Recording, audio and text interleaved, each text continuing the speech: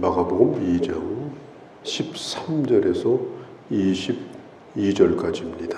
하나님의 은혜가 뭔가 이것을 생각나게 해주는 아주 중요한 사건이 있습니다. 예수님이 제자들을 부를 때 마태를 부른 겁니다. 예수님 당시에 무수한 사람들이 모여들었고 그 가운데 몇 명의 제자들을 이미 불렀습니다. 그 제자들은 많은 사람 가운데 자신들이 뽑힌 것에 대해서 자부심을 가지고 있었고 예수님을 잘 모셔야 되겠다 그런 생각도 가지고 있었습니다. 그런데 찬물을 끼얹는 그런 일이 일어났습니다. 그것이 뭐냐면은 그 제자 그룹에 마태가 합류를 한 거예요. 마태가 누구냐? 세리입니다. 그 당시는 세리와 죄인이 같은 동호였습니다. 사람들은 세리 이렇게 하면 그냥 죄인이라는 말로 사용을 할 정도로 그렇게 좋지 않은 직업이었어요. 로마 사람들이 유대인들에게 세금을 거둘 때 자기들이 걷지 않고 유대인들을 뽑아서 수구몬으로 그렇게 걷어요. 월급도 없어요. 걷어서 로마에 주고 좀 더 걷어가지고 자기들의 이익으로 삼고 걷는 세금이 점점점 등이 휘어지게 커집니다. 왜? 이 세리들이 자기들의 돈을 점점 불려가기 위해서. 그래서 백성들이 세리를 몹시 싫어했고 아예 세리를 사람 취급도 하지 않았습니다. 이 세리를 제자로 부를 거라는 생각을 하지를 못한 거예요. 마태가 찾아와서 내가 세리지만 제자가 되겠습니다. 그래서 제자가 된 게 아니에요. 그는 여전히 세관에 있었고 그는 여전히 세리로 일하고 있을 때입니다. 이 사람은 누구냐? 14절에 뢰이 사람이다. 뢰이 사람은 누구냐? 성전의 일을 돕는 지파의 사람입니다. 그래서 어릴 때부터 뢰이 남자들은 성전의 일을 돕기 위해서 훈련을 받아요. 수업을 받습니다. 그 일을 잘 할 수 있도록 늘 그걸 꿈꾸고 이 일을 잘 하는 것이 자기 사명이라고 생각하고 그런데 어느 날 뢰이인으로 산다는 게 무슨 의미가 있느냐? 나는 모든 걸 다 버리겠다. 나는 이제부터 내 인생을 바꾸겠다. 그리고 그가 선택한 직업이 바로 세리입니다. 세리가 되는 목적은 딱 한 가지예요. 모든 걸 다 버리고 오로지 돈만을 위해서 살겠다. 그렇게 마음을 먹어야 선택할 수 있는 직업인데 예수님이 이 마태에게 직접 찾아가셨습니다. 아마 업무를 보고 있었을 거예요. 깜짝 놀랐을 겁니다. 아니, 저분이 왜 여기를 오셨는가? 그런데 자기에게 오는 거예요. 큰일 났다 싶었을 겁니다. 아마 야 오늘 혼나도 보통 혼나지 않겠구나. 내가 이 지경이 됐는데 저분이 나를 책망하러 올 거다. 나는 죄인인데 이 죄인을 어떻게 하겠는가? 그런데 예수님은 그에 대하여 단 한마디도 묻지 않고 딱 한마디만 하십니다. 나를 따르라. 나를 따르라. 그러니까 이 마태도 나 같은 사람을 나는 죄인이고 한마디도 마태도 말하지 않아요. 변명이 없어요. 그냥 따릅니다. 왜? 다 아시고 불렀다는 걸 알기 때문에. 그래서 이 마태가 이 예수님의 제자가 된 겁니다. 아마 제자들 그룹에 마태가 들어왔을 때 아마 밥맛이 떨어질 정도였을 거예요. 그래서 이 마태를 제자로 부른 걸 생각해 보면 참 예수님이 나와 같은 자를 그래서 불렀겠구나. 내가 의인이라서 부른 것이 아니고 또 내가 잘나서 제자로 삼은 것이 아니고 부족한 나를 죄인이었던 나를 주님이 쓰시려고 불렀구나. 그러니 어떻게 충성하지 않겠습니까? 어떻게 순교라도 하지 않겠습니까? 고린도전서 1장에 보면 하나님의 부름을 받은 자 가운데 잘난 사람이 어디 있는가? 부족한 자들을 불러서 하나님이 하나님의 사람으로 삼지 않았는가? 그렇기 때문에 우리가 드러낼 것은 예수 그리스도의 십자가만을 드러내야 된다. 그걸 사도 바울이 강조하고 있는 걸 볼 수가 있습니다. 자, 그런데 이 마태가 예수님을 이제 따르기 시작했는데 그 다음에 그가 한 일이 참 놀라워요. 자기 친구들, 마태는 자기가 잘 아는 사람들, 가까이 지내는 사람들이 다 세리들입니다. 그 사람들을 모조리 다 모았습니다. 그리고 잔치를 벌입니다. 거기에다가 예수님을 초청을 합니다. 마태는 자기가 과거에 세리였다는 사실을 숨기지 않았어요. 옛날에 놀던 친구들 보면 모른 척하고 시시미 떼고 지나다니고 그런 식으로 살지 않았어요. 자기가 분명히 세리였다는 것을 인정하고 그런 친구들도 다 모으고, 그렇지만 이제는 공개된 그리스도의 제자로, 공개된 하나님의 사람으로 숨어 사는 사람이 아니고, 그리고 그들도 주님을 만날 기회를 줘야 되겠다. 그래서 그들을 초대를 해서 예수님과 함께 식사를 하게 됩니다. 이걸 마태전도법이라고 그래요.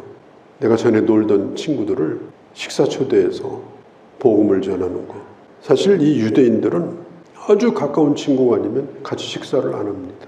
같이 식사했다 그러면은 일단 같은 패거리가 된다는 뜻이에요. 그래서 누구하고 식사하느냐, 이게 대단히 중요한 겁니다. 친구들 다 모였으니까 주님 좀 같이 식사했으면 좋겠다고. 그러니까 예수님이 그 자리에 오신 겁니다. 참 대단한 일이죠. 사람들은 이렇게 오해를 했습니다. 저 예수가 저 죄인들하고 맨날 밥을 먹는데 굉장히 가까운가 보다. 이렇게 아무하고 밥 먹는 거 보니까 이게 먹기를 탐하는 자다. 사람들이 예수님을 그렇게 오해를 했습니다. 주님은 그들과 함께 식사를 했습니다. 사도 바울도 그가 사도가 되고 나서, 바울이 누군지도 모르는 이방인들이에요. 구태여 말 안 하면 바울에 대해서 아무도 몰라요. 근데 바울은 자기가 입을 열어서 얘기해요.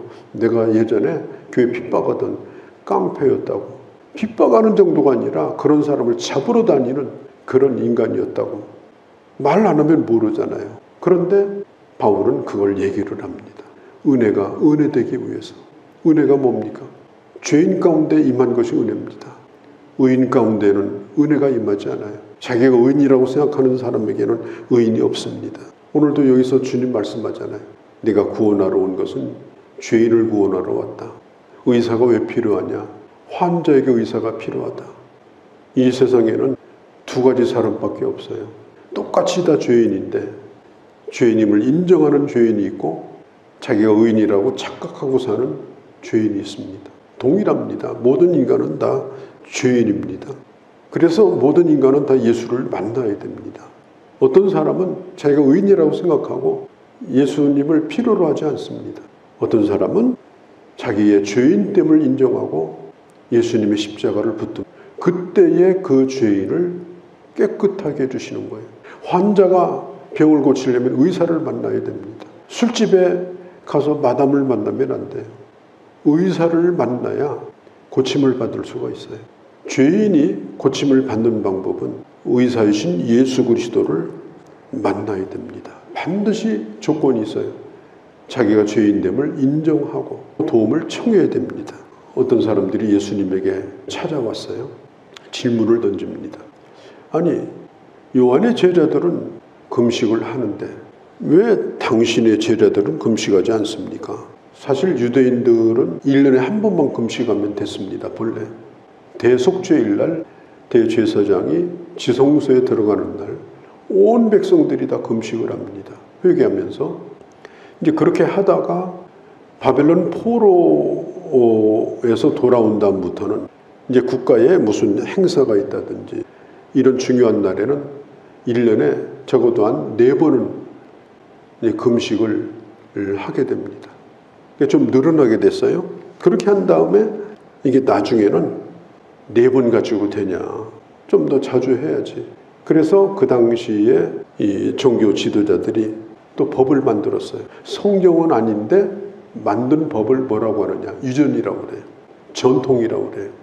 그런데 잘 해보고자 만든 것이 유전이에요. 그 유전은 본래 좋은 뜻에서 만든 거예요. 우리가 적어도 일주일에 2번은 하자. 얼마나 대단해요.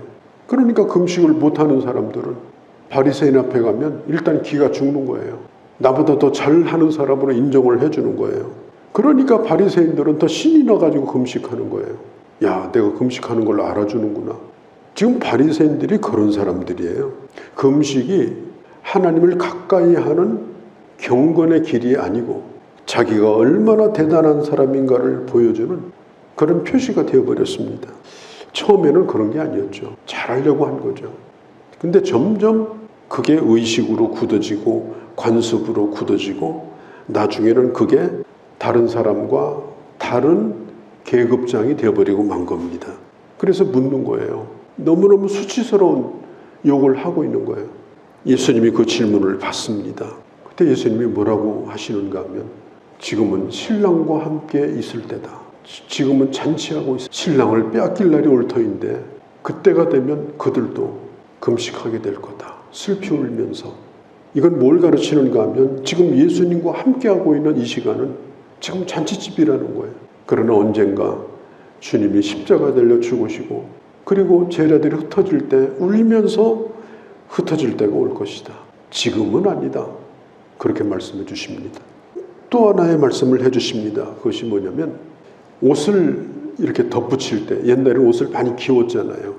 그런데 새 생배 조각을 헌 생배 조각에다가 갖다 붙이면 이게 막 줄잖아요. 줄면 잡아다니잖아요. 잡아다니면 찢어지잖아요.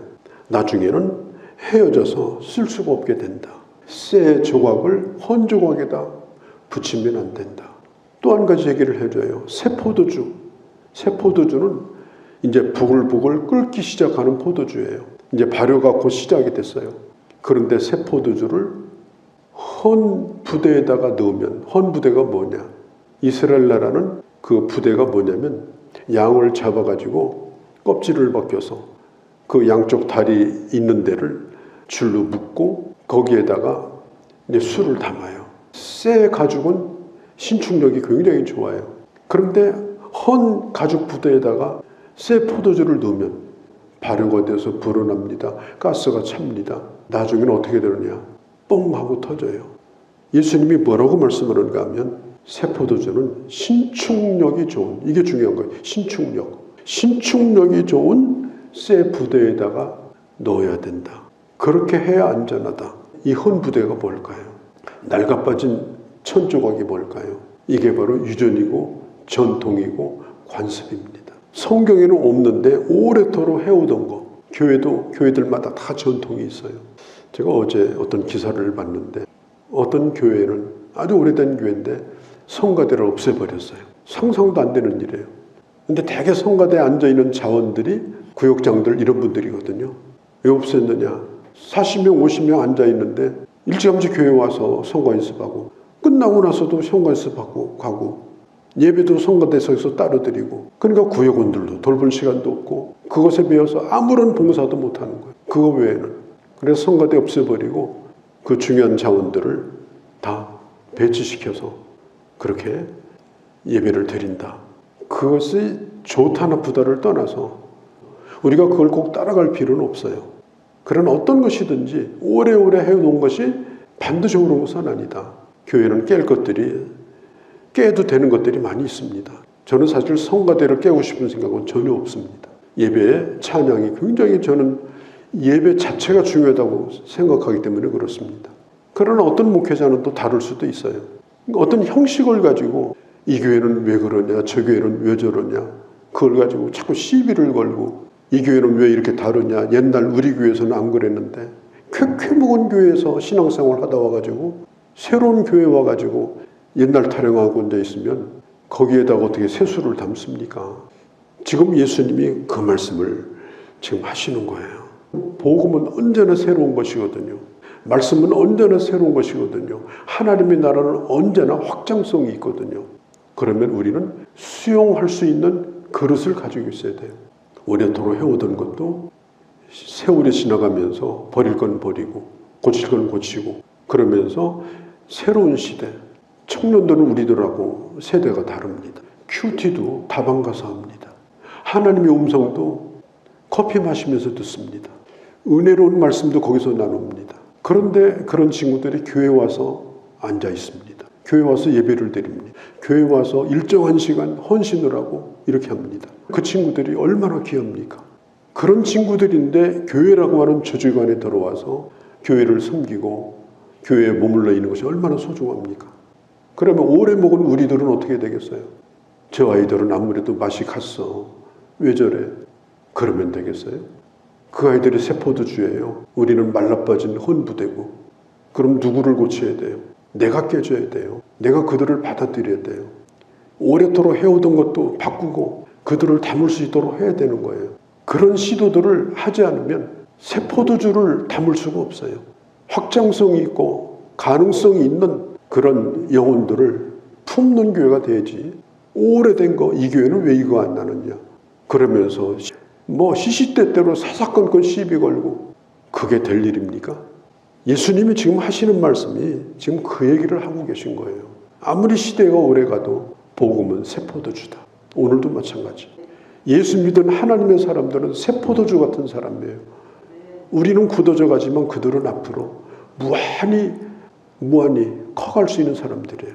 우리는 끊임없이 품으려고 노력하고 내 자신을 깨는 일을 끊임없이 하면서 미래를 향해서 가야 된다. 그게 우리에게 주어진 사명입니다. 오늘 성경이 그걸 말하고 있어요.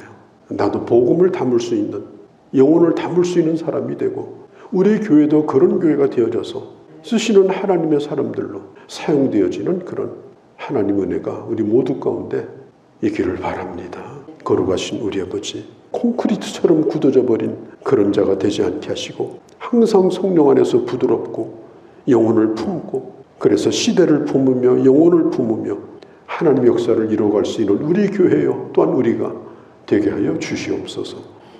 우리 주 예수님의 이름으로 기도하옵나이다. 아멘.